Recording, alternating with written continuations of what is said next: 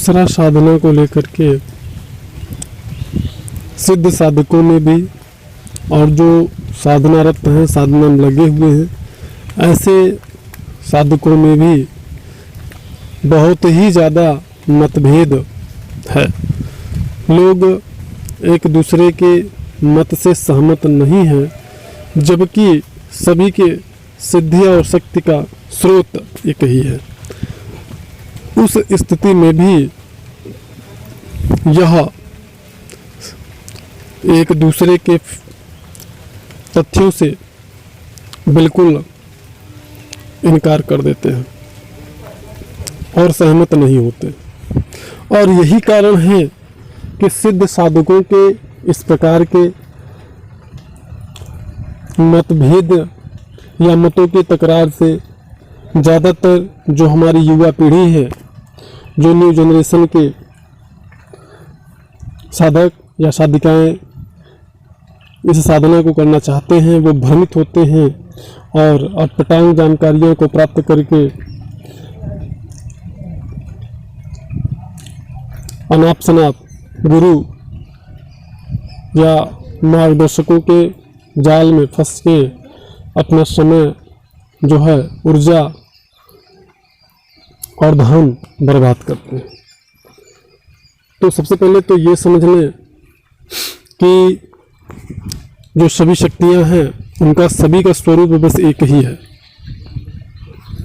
कोई कहता है, और वो भी मतभेद कुछ इस प्रकार का है कि जिसमें साधक आकर्षित हो जाते हैं, फंस जाते हैं। जैसे कोई कहता है अप्सरा की साधना एक दिन में सिद्ध हो जाती है, तो कोई कहता है अप्सरा की साधना 3 दिन में सिद्ध हो जाती है, तो कोई 7 दिन में सिद्ध करवा देता है, तो कोई 11 दिन में सिद्ध करवा देता है, तो कोई 21 दिन में सिद्ध करवा देता है। अब साधक इस प्रकार के साधनाओं में, विधियों में और दिए हुए उदाहरण में इस प्रकार से फंस जाते हैं कि वह यह निर्णय करने में असमर्थ हो जाते हैं कि आखिर हम किस मार्गदर्शक या गुरु के मार्गदर्शन में साधना करें। मैं यहाँ पे बहुत ही विशेष जानकारी दे रहा हूँ, इसको समझिए ध्यानपूर्वक। कोई भी साधना में सिद्धि प्राप्त करवाने में सबसे बड़ा जो सहयोग होता है वह गुरु या मार्गदर्शक का होता है।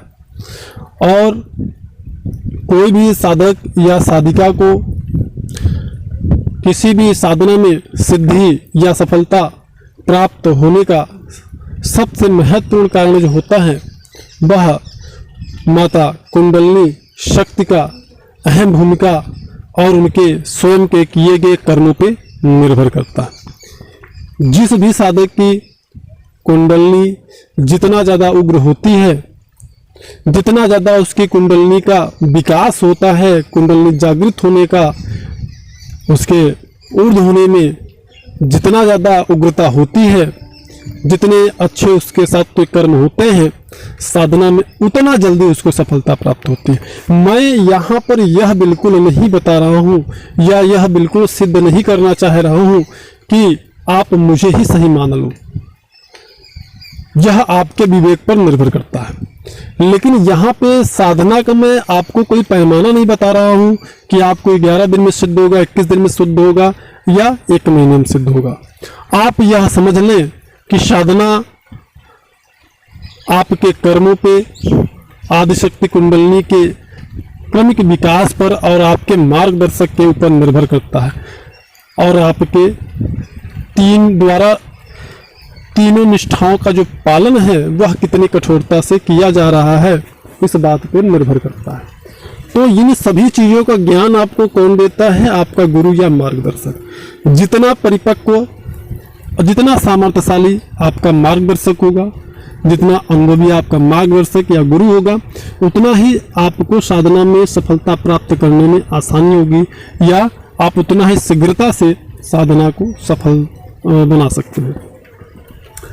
और साधना का कोई निश्चित समय होता ही नहीं है।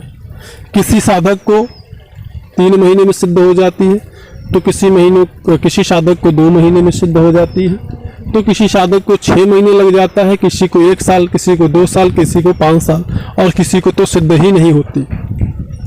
उसका सबसे महत्वपूर्ण कारण यही होता है हमारे कर्म, हमारे मार्गदर्शक का परिपक्व न होना, हमारे गुरु का अनुभवी न होना, सामर्थ्यशाली न होना। क्योंकि यदि मार्गदर्शक या गुरु किसी मार्ग पे चल चुका है और फिर वह उसी मार्ग की जानकारी आपको दे रहा है, तब तो आपको सफल होने से कोई नहीं रोक सकता।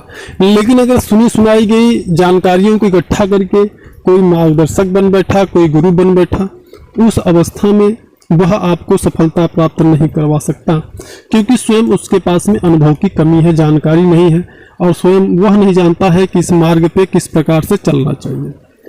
वहीं पर अगर आपका अनुभवशाली सामर्थ्यशाली गुरु या मार्गदर्शक है, तो वो ये जानता है किस प्रकार से साधना करने पे आपकी कुंडलिनी शक्ति जल्दी जागृत होगी, किस प्रकार से साधना करने पे उसका कर्णिक विकास तेजी से होगा, कौन सा प्राणायाम का प्रयोग करना है, कौन से आसन का, कौन से मुद्रा का, कितना ध्यान करना है, कितना मंत्र जाप करना है, हर एक पार्ट का एक निश्चित भूमिका होती है जो कि आपको सफलता प्रदान करने में सहायक होता है। तो इस प्रकार की जानकारी वही दे सकता है जो स्वयं साधना किया हो जिसने और सिद्धता प्राप्त की है। तो ऐसी अवस्था में आप यह आकर्षण भरे पटांग जानकारियों से बचे, जहां पर 3 दिन 1 दिन 7 दिन में आपको सफलता प्रदान की जा रही है।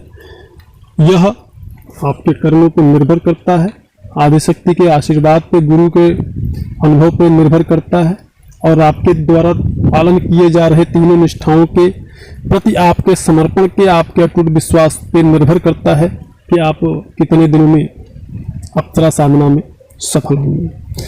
कोई भी साधक या साधिका विशेष जानकारी के लिए हमारे वीडियो में दिए गए नंबर पर दिन में 12 और 1 के बीच में कॉल करके जानकारी प्राप्त कर सकते हैं।